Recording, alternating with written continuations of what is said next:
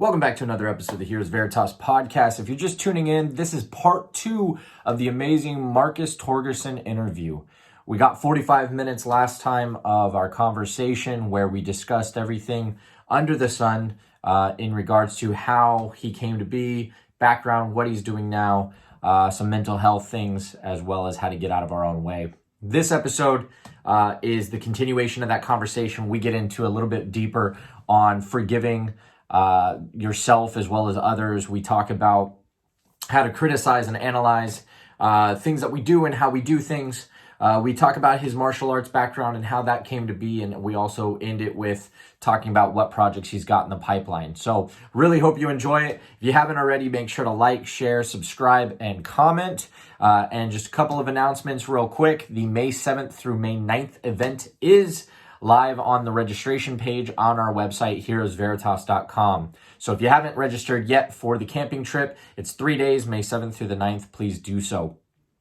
Additionally, we have a couple other guests that we've already scheduled, and we'll be returning to kind of my monologue singular podcasts in the future between now and when those come out. But we do have them scheduled. If there's anything that you wanted to see on the podcast that you haven't seen yet, or you'd like to provide any feedback, you can do so in the comments below, or you can DM us either on CTEMRain, which is my personal account, or on Heroes Veritas, which is the company project account.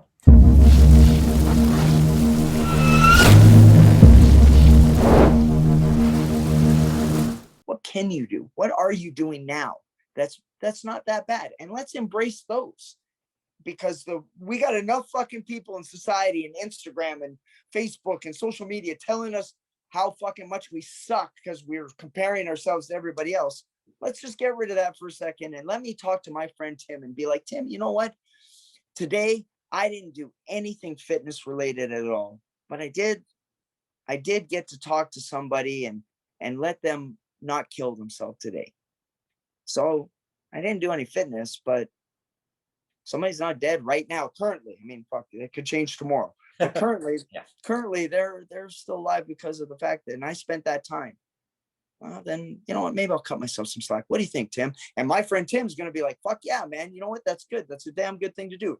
So I don't have to hate myself for not working out today because I did something positive that was more important than my little workout.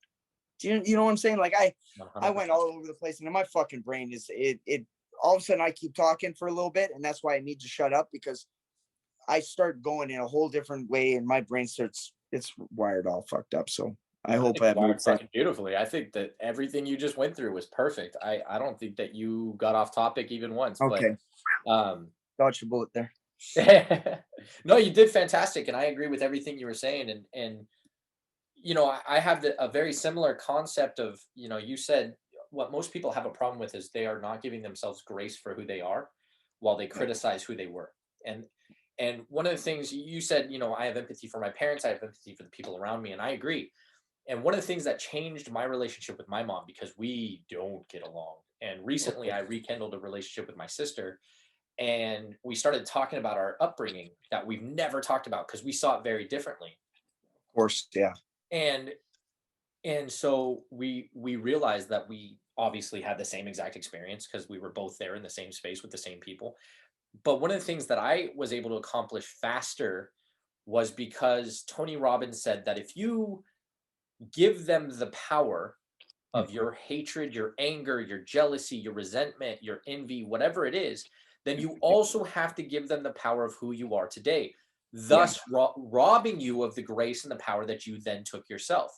Yeah. And so when I heard that, I was like, well, I'm upset with her, right? But if she was the perfect mom, if she was there, if she had done everything for me, if she had made my lunches and showed up on time and did all these things, I would not be self-reliant.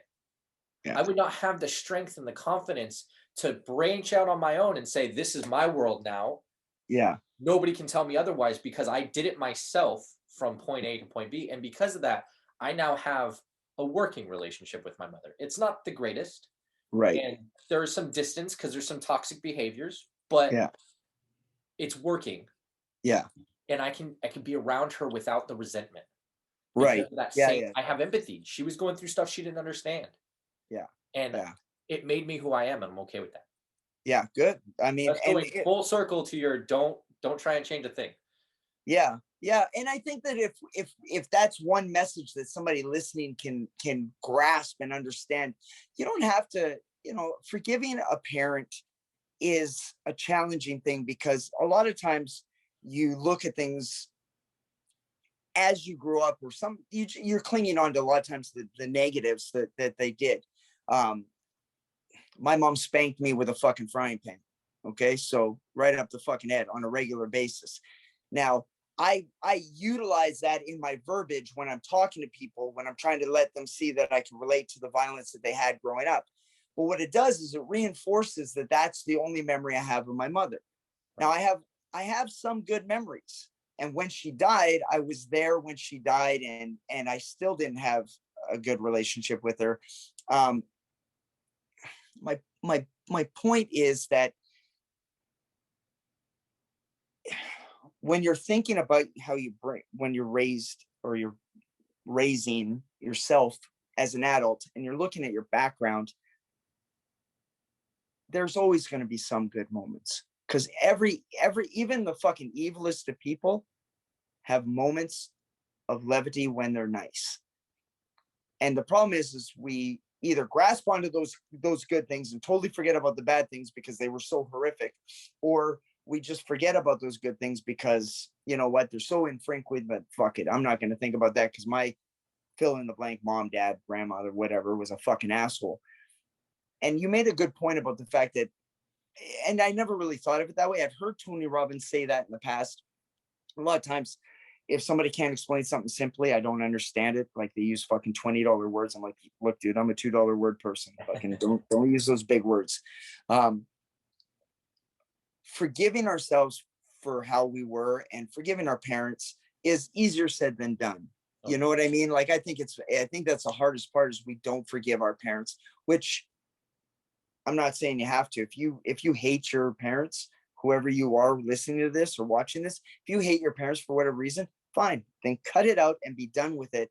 And don't let them fucking in your life anymore. If that's the case, like if that's the part of it, then cut them and be done with them, and start to look at something and change the negatives that are inside your fucking body. Yep. Right? Because obviously you're not letting that go. If you hate your parents that much that you have to cut them loose, they're still going to be inside of you because they gave you life. So no matter what, how much of any parent that fucks up, no matter what, like people who are adopting, they're like, I fucking hate my mom or dad for letting me go, and all of that. Go ahead, hate them. But remember one thing that they did right: they put you on this earth. Yep. And the world's a better place with you in it versus out of it. Except for fucking people like pedophiles and stuff, rapists and stuff like that. Those people, they can all fucking die. I have no problem with it. But generally speaking, if you're alive and you're, doing things for other people, no matter how bad that one person was, you were put on this earth. Now, there's an argument that is, well, what about fucking Hitler? Is it better that shouldn't Hitler's mom and dad fucking killed them? You know what? There's an argument there. Yeah. That's a tough thing, though. If Hitler hadn't been around, we wouldn't have had World War I, World War II, and a bunch of the negative stuff that happened we wouldn't have learned anything from it. So yeah, it's a tough argument. Yeah, and I don't think it's one that we need to necessarily fucking dive into, but to get your head thinking about, no matter how bad somebody is, Charles Manson, there's a guy that's alive right now, and he did some horrific things and all that kind of stuff. But if he didn't do the things that he did, would we have learned something from it? I don't know. I really don't know. I have to be happy that I'm alive, and I'm thankful that my mom, because I was an abortion that didn't catch.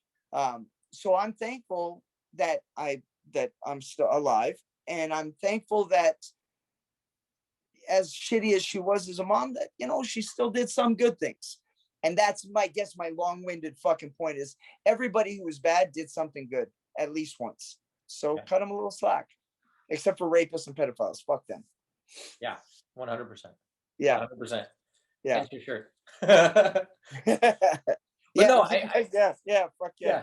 But I think at the end of the day, you're right. And going back to what you were saying about what people do is they look in the mirror and they compare themselves either to a past self, right? Which Yeah. when I'm in personal training, my biggest hurdle I was in was not on the competitive side. So there wasn't a lot of like past self attacks because Yeah. they were stage ready at one point and now they're not, which I see a lot just in friends and being in that arena. It Yeah. was more their priorities were given to them. They Right. didn't create them themselves. And I wanted to ask your opinion of there's this thing that I tell my clients and I say analyze but don't criticize. Right. And to your point earlier that you made of, you know, they look at the past but they don't actually, you know, like if you're an alcoholic and you're doing destructive things, analyze that you're doing something destructive, Yeah. figure out how to fix that Yeah. and detach that from your identity Yeah. and don't criticize your entire being off of that one Yeah. destructive act. Yeah. So to like kind of attach it to the question of like, do you think that analyzation and crit- criticization, if that's a word, It's a good uh, word. Yeah. yeah, are separate or the same? Well, I don't think anybody can individually can analyze themselves or anything they do without criticizing. I think that criticizing immediately is the first thing because criticizing is the negative, right? Right. Even though it's a positive. If I criticize myself on drinking, I don't know, too much coffee, I would never have that kind of negativity in my head. But if for some reason I listen to somebody and I'm starting to think about, wow, am I having too much coffee or am I not? And I'm trying to figure it out. Most criticism comes from a negative standpoint, no matter what. I mean, they're positive criticism or constructive criticism, right? They use the word Right. constructive criticism. Well, if I'm being constructively criticizing of myself or anybody else, it's usually deemed negative. So no matter what, criticism is always going to have a negative association. And I think that to answer your question, I'm trying to keep it as educated as possible. I think that Keep it analyzing $2. It's something, okay to be $2. well, analyzing, I think, takes a certain level of understanding, which is very difficult for most people. It's very difficult for somebody to analyze anything positively or look at something and analyze it. Criticism is a lot easier. Right. And when I say easier, it's also easier because maybe they haven't reached a certain stage of their life where they can analyze constructively. Most analyzing comes from experience, and that experience is usually negative, and that's how they get to the point where they can analyze. The reason that you could be a good personal trainer, which a good trainer is someone who maybe on the piece of paper says that they have to do 5 sets of 50 reps or whatever, and you look at your client, you can see that they do not have that in them today, and you have to go off the paper and change the programming a little bit, because on that given day, that moment, that person is not ready to sit there and do that. Well, the reason you're able to get to that is because you have experience and awareness and understanding from previous experience that that person isn't ready. And so you have to make a judgment call on that. Now, if you don't have that experience and you can't analyze properly, you'll sit there and go to that paper and be like, you're doing 50 reps no matter what. I don't give a shit. Puke, do whatever. And that doesn't necessarily make you a good trainer. Yeah, I've seen a lot of those trainers and they drive me up a wall. A lot of Well, my clients come from trainers like that. and a lot of times that comes because they don't have an understanding to be able to analyze the situation constructively and look at the big picture. Right. They're looking at that moment there, and that's all they can think about because they don't have an awareness or experience or whatever word you want to use to be able to analyze the situation and be like, fuck, yeah, you're not really ready. Yeah. And that's where criticism comes in. Right. Because they're like, come on, man, you can do better. Come on. What the fuck you want to achieve your goals and blah, blah, whatever the fucking excuse is. Yeah. Man, you can't do that unless you've walked a certain amount of time around this fucking earth or that scenario to be able to understand it objectively. Yeah. And I think you made a very poignant point of analysis has to start from the criticism, because you wouldn't even think to analyze anything without that negative, I want to change, because that's probably one of the most powerful pivoters in any of our behaviors is a negative experience. Whether that's, one of the things that I shared with you, I don't remember if it was while we were recording before when we were just talking, but I went through a really rough time 2 years back or a year back in Mhm. 2019. And I realized that it was a product of not liking myself Yep. and never and constantly chasing that I need to be different. Like we were saying just a moment ago, like I need to be different. I need to change this and not giving myself grace for who I was Yeah. and targeting and attacking the person that I was in that moment. Yeah. And to your point, the reason that that changed was because I didn't like it. It was negative. I had to criticize. Have to criticize. The problem that I find in most of my friends and my coaching clients and the people that I know is their metric is wrong. And what I Yeah. mean by that is they're not using their metric of analyzing themselves or criticizing themselves. They're They're using the comparing. world metric Yeah. or people Yeah. that they don't even care about, Yeah. right? Like this person doesn't like me because I hug too much. Yeah. Well, do you really want to be around somebody who doesn't like Yeah. people that hug? Like, Yeah. and they're like, no, I like that I hug. Then why are you using them as the Yeah. metric to criticize yourself? Yeah. That's you're giving them too much power for somebody you don't even like. You don't even want Yeah. to be like that. Yeah. No, And you're so absolutely right. one of the biggest focuses that I do with my clients is identifying with them, like, what is their checklist? Like maybe it's Mhm. not a physical checklist or even a figurative checklist, but what is your priority? Like, what do you care when Yeah. you analyze yourself? Even Yeah. if you're like, hey, do I drink too much coffee? Yeah, some people might say I do, but do I care that they care? Yeah. No, I don't. Yeah. I love my coffee. Yeah.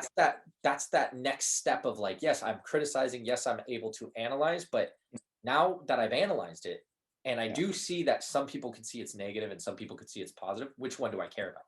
Yeah. And figuring that out for yourself. And I think that the identifying is something that comes with experience, right?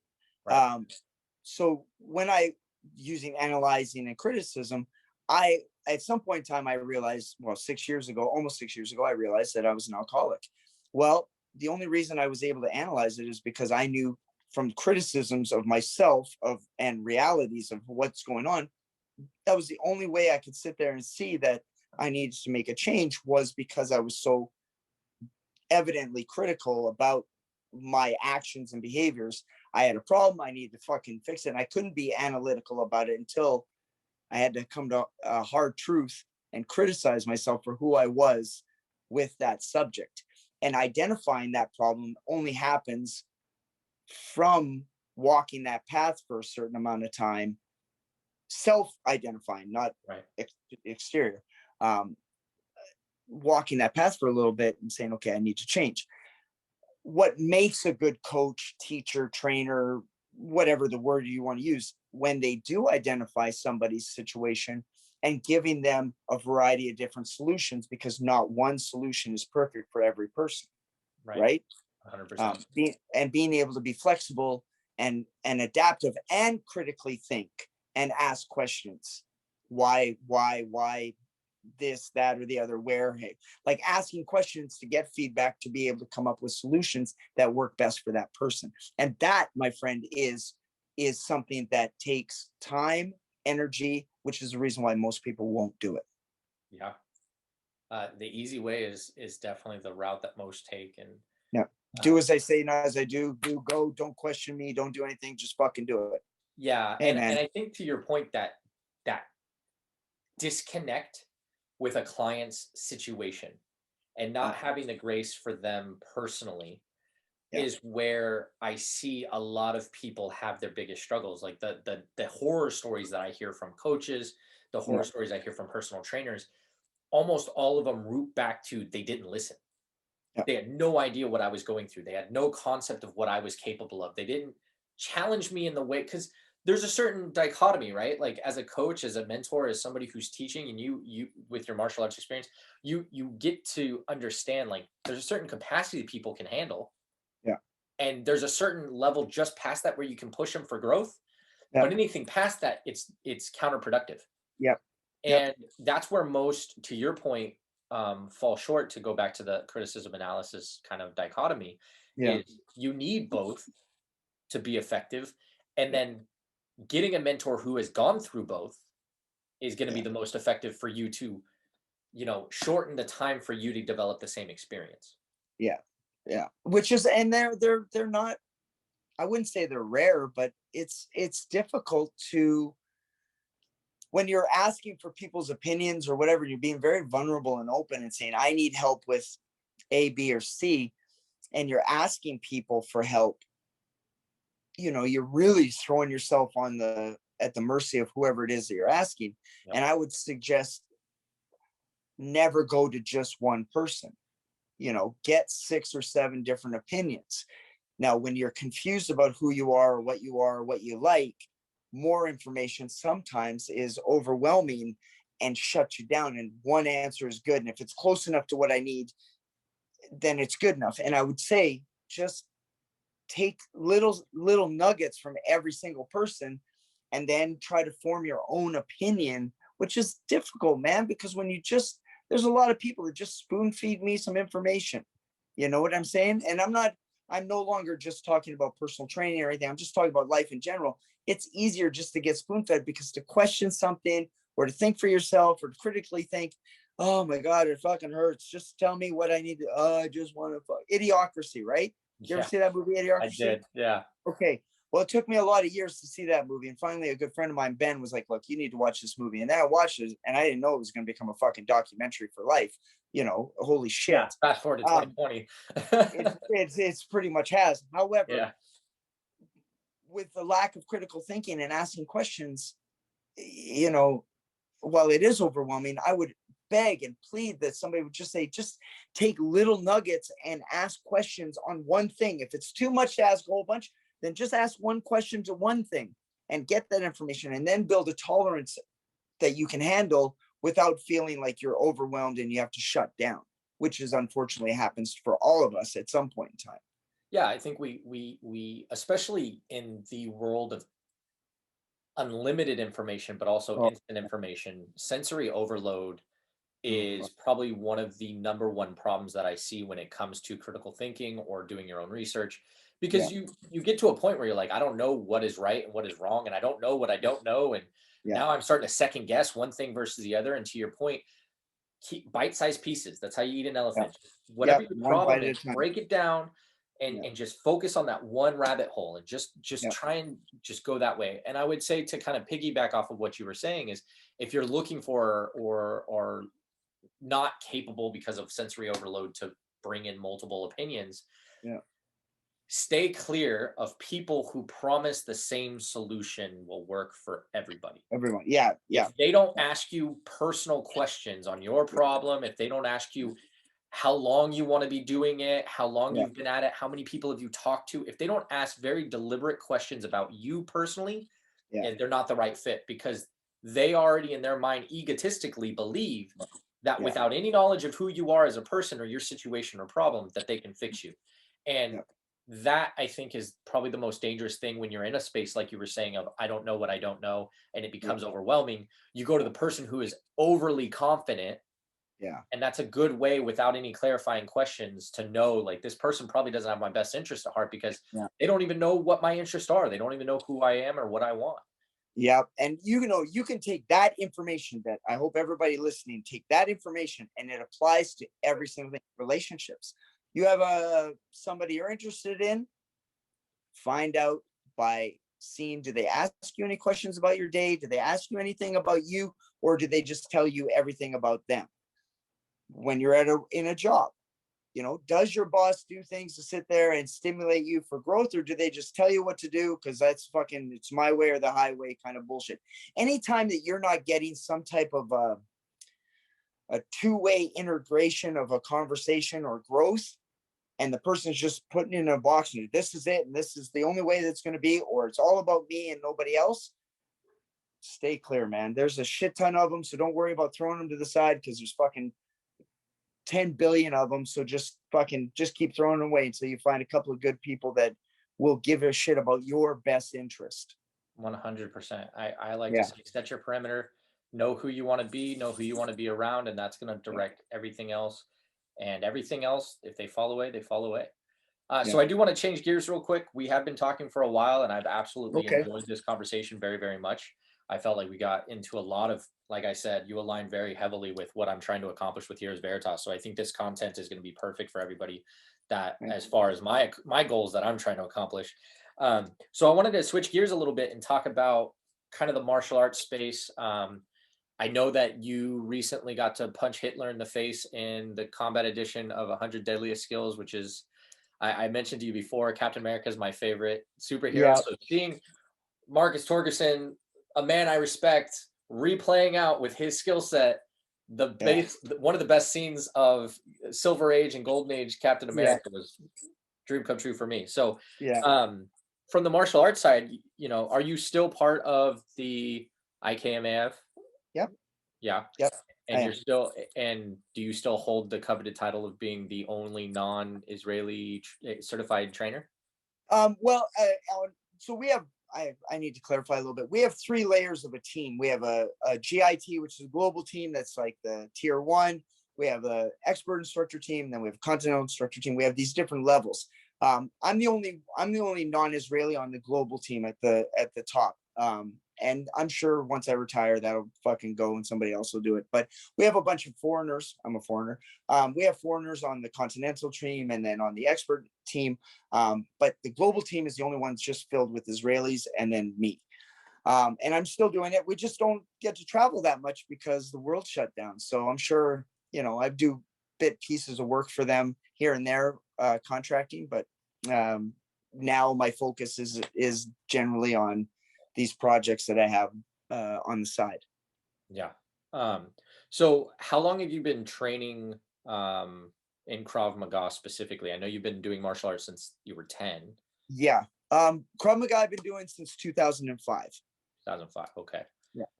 And how long did it take you to get to an instructor level? Well, my situation was pretty unique because I went to Israel for a month, 30 days straight, and did my instructor course with my instructor, but just me and him. So a one-on-one instructor course with him is never happened. I'm the only one he's done it with before or now after. He's never done it. So weird kismet amount of events that happened to get that. So after 30 days, I got my instructor certification. Again, my experience in martial arts greatly aided my ability to be able to fast track that situation. And I wouldn't say I was a good instructor back then. You were learning, but I knew what I didn't know. That's for sure.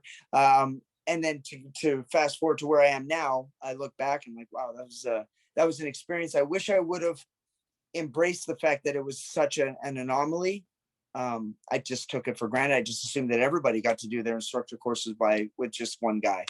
Yeah. So, and the reason I ask those questions is because one of the 4 foundational virtues that I use to highlight masculinity at an agnostic, amoral space. We touched on it earlier about like superficial manliness and the difference between cultural ideas of what a man is, but masculinity as a construct is, in my opinion, non-cultural. There are certain things that a man must do to be good at being a man. Maybe not being a good man, but like being good at being a man, right? And one of those is mastery, a profession, something that they dedicate themselves, and it lends itself well to the other 3. So the 4 virtues are strength, courage, mastery, and honor. And the honor system is based on, that's the cultural one, that's based on who you surround yourself with, what you prioritize. But with mastery, it's one of those things where you see somebody like yourself, and whether it was destiny, kismet, an anomaly or whatever, you've very much committed yourself to this space, and you've aligned yourself as a go-to expert for Krav Maga for a number of projects, for a number of things. And it's an area that I heavily respect in you. I've done martial arts my whole life, but never to the level of proficiency. I've never committed myself to that level. Right. Mostly just to make sure that I'm not going to, get laid out in the street by some random thug. Yeah. So the reason I brought that up is you look at that, you started in 2005. We're now, 14 years, 15 years in. And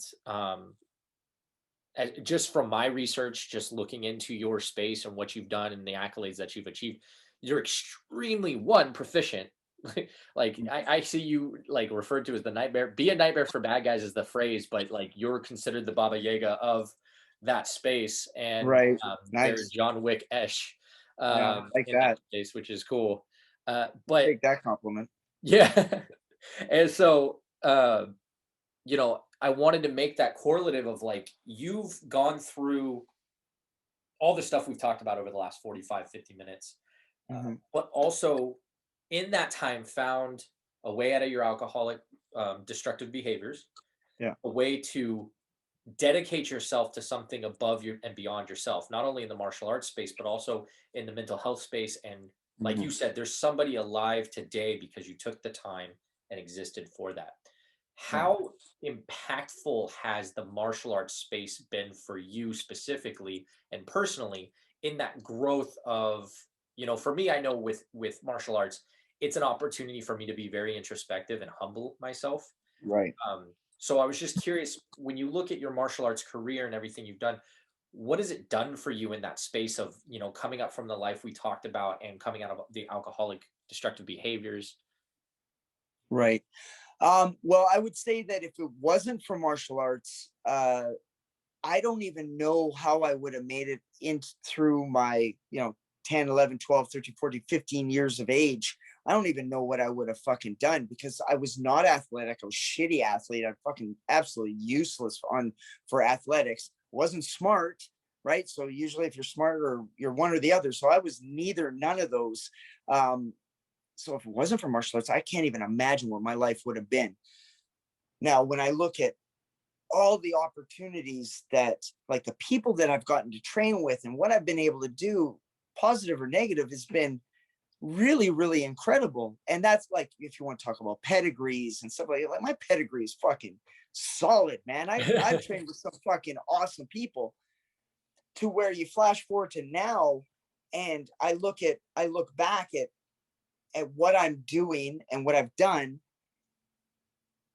And if I bite the dust tonight, at least when it comes to martial arts, I can say I was obsessed about something and it ended up turning into something positive, because most obsessions don't end up being positive. Um, but with martial arts, it has given me an opportunity to be somebody that I like and proud of. And, very rarely do we get to say we're proud of ourselves for something. And when it comes to martial arts, I can say I'm proud of myself because I stuck it out, got to the point where it's something that I'm known for. I don't like being put in a box. I don't like being known as the Krav Maga guy because I'm not the Krav Maga guy. I'm just Marcus with fucking, as my friend Brent called me, a Tasmanian devil with Tourette's. I saw that quote. Yeah, yeah. He's the best, man. He's the absolute best. So martial arts has really just given me a sense of, it was my identity, and now I've gotten to evolve to the point where I can say it's not my identity. It's just a part of my DNA, and I'm very thankful that it's a part of my DNA. That's awesome, man. I love that answer. I love that it was a part of the part where you said it's part of your identity at one point, but you've grown to where it's Yeah, now a piece of your DNA. yeah, And I feel like there's that old, and it could be a fictional thing, it could be a real thing in martial arts, but where it's like when you first start training with a sword, it's you and the sword, and then the sword becomes your arm. yeah, yeah. So It just with becomes a natural part. and so now that's what has happened, right? You started Yeah, at 10. Whether to your point, I did put you in the Krav Maga guy space oh, yeah, yeah, yeah. unintentionally, Fair enough, and it's but fair enough. you're right. For most guys that have done martial arts for a long time, I don't have, I'm not consistent. I don't have belts, but they're my DNA. Like I can pull them out quickly Yeah, because I've practiced with intent for so long since I was right. 8 or 9. But I'm the same. Like I've been in Taekwondo and Jujitsu and Aikido and like sword fights, and like I've gone through the gambit because it was fun. It was fun. Yeah, But yeah, because it was fun, you ingrain it in your DNA when you commit to it. yeah, And I really do feel blessed and grateful that we got to have this conversation because you couldn't have aligned better with what I'm trying to accomplish as a guiding force for what I believe men should strive to be. everything from your emotional intelligence, your emotional connection, your willingness to go 100% for people you care about, your dedication to your mastery, your understanding of your growth path, and not victimizing your struggles and tribulations, but leveraging them as power as part of your hero's journey as far as a man is in existence in this world. You have just your grace, your gratitude. I'm so grateful that you joined us for our first guest, because you have, above and beyond my expectations. I already respected you. Now I respect you on a whole other level. And I really mean that with every fiber of my being. I really appreciate everything you brought to this podcast today. And before we finish, and I'm going to stop the recording before, like, once we do finish, go ahead and stay on. Yeah. I just want to say, one final thanks after the podcast, but what do you have going on right now? I want to give some light on any of your projects that you're working on. Cause like you said, your normal stuff is kind of shut down with no travel. Right. So how can I help? How can I point back to you? All relationships are reciprocal. I want to get you value as much as possible. Well, the two things that I've got going on that are consistent are tied together. So the book that you talked about, the 100 Deadly Skills Combat Edition, which is now it's on sale and people are buying it, and I'm really happy about that. Like I said, it's on my shelf. That's awesome. So between that and then the Warrior Poet Society Network, which we ended up having a series on the Warrior Poet Society Network. So supporting those two projects would be fantastic. And the beautiful part about that is I don't make any money from it. Your supporting of it benefits you, the consumer, because that book, like 100 Deadly Skills, I believe those books are for everybody, but that doesn't mean that everybody thinks that those books are for them. But this case, everybody needs to defend themselves. Everybody needs to empower themselves and understand what's going on. And the 16 people, 15 plus me, have everything in there, has something of value for everybody. Now, it's a book where, you get some verbiage, you get to see the cool pictures, which I'll talk about in a second. And then you can take your phone and hover over the QR codes and they take you to videos. So you get to sit there and actually see the person that you're looking at. In this case, let's say me, punching Hitler in the face. Very cool. And then, but you zoom over it and you get to see a video of me explaining the actual techniques. So you get all your senses. You get your ears, you get your eyes, you get to sit there and touch. Phenomenal. I think it's the best thing ever. And then the Warrior Poets Society is just a channel for like-minded people. And I want people to go to that because I believe in that project. Very quickly about the book, the pictures are drawn by a guy named Tom Mandrake. And I asked him, because I stalked him on Instagram, I said, I just want to say thanks. And the fact that, I support Israel and, Krav Maga. And I just want to say thank you for making me immortal for kicking the shit out of Hitler. I said, that's the highlight of my professional career. I can die right now, happy man. He laughed. He said, he just thought that it would be different if he made all the protagonists. Thank you, Jack Carr. Every time I say the word protagonist, I got that word from Jack Carr. I learned about it from him. But all the protagonists are kicking the shit out of the worst people on the planet. Tony Blair, one of the legends in the martial arts community, is beating the shit out of Charlie Manson. I mean, fuck, man, you can't get better. Pat McNamara kicking the shit out of Saddam Hussein. I mean, these legends of guys, and it's not me that I think is a legend. I think these guys that are legends are able to sit there and do these cool things of these horrific individuals that society has had. Yeah, it makes the book that is already of value. It makes it where you hold it, you're like, I feel pretty cool about fucking supporting this book. And it is a book for everybody. I need to make sure we're clear about that. So those two projects, if they can support those, that'd be great. No, and I actually would put you up there with legends, along with Tony Blair and his spear system, and Pat McNamara. Like, those guys are absolutely great individuals. But you're up there too, so don't sell yourself too short. I appreciate the humility, because I know how it is to talk about yourself. It's very difficult. But I would definitely put you up there with the legends. So That book, I agree, is for everybody. I gave it to my sister. I give it to my mom. You know, I make sure everybody in my life, my buddy's wife, like they have it because they, to your point, they do bring all of the sensory requirements to learn and apply to life, and it breaks it down to those $2 word levels Yeah. and simplicity and reality, right? Yeah. You know, one of Yeah. the biggest hurdles I have is when I'm talking to people about self-defense, which comes up from time to time because my friends are in martial arts space. I have one guy that does Shotokan karate. I have another guy that does jujitsu. A couple guys that do jujitsu. It became really popular. We're around people and they're like, "Well, show us this move," and it's like, "Yeah, I could show you that move. It's a 7-step, really complicated move, but the likelihood you're going to actually leverage that move in a real scenario, pretty improbable." Yeah. So let me show you what will really be effective, like how to break out of a 2-arm hold, or how to, get rid of somebody who's holding onto your shirt. Like, let's teach you the stuff that'll be applicable. Yeah. And that book does a phenomenal job on multiple areas, multifaceted survival steps. Not only the combat edition, but the original. Yes. Because a lot of people don't realize this is a new edition of the same concept. But I have both, and the combat edition is phenomenal. So make sure to pick that up if you haven't already. And then the Warrior Poet Society network is like-minded individual survival, self-defense network where I saw it referred to as the self-defense survival YouTube. Yeah, I think that's fair. Or I would even go so far as the survival Netflix, because there's a whole bunch of different series on it. Oh, I like that better. Yeah. I'm a member. I'm a member. I paid the fee. I saw it come up on. I actually think it was Warrior Poet Society or maybe the founders' Instagram, and I John Lovell. I absolutely love John's content. I think. Oh yeah, he's a talented dude, man. He is. Between his dad jokes. Yeah, between his dad jokes, his heart, and his content, like phenomenal individual. I love it.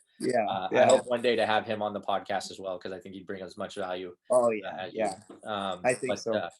But no, so if you guys are listening and watching, make sure to pick up the combat edition of 100 Deadly Skills. Make sure to check out the Warrior Poet Society. They're doing great things. Where can they find you if they want to connect with you?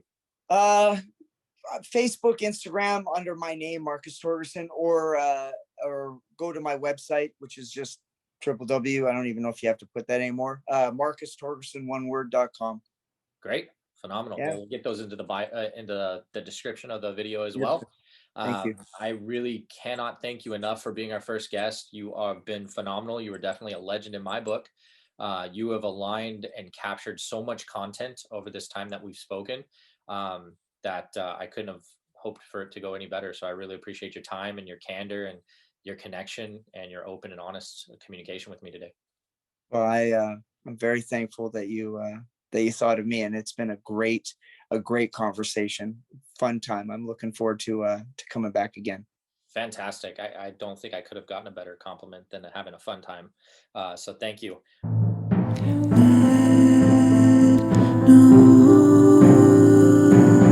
Your spirit.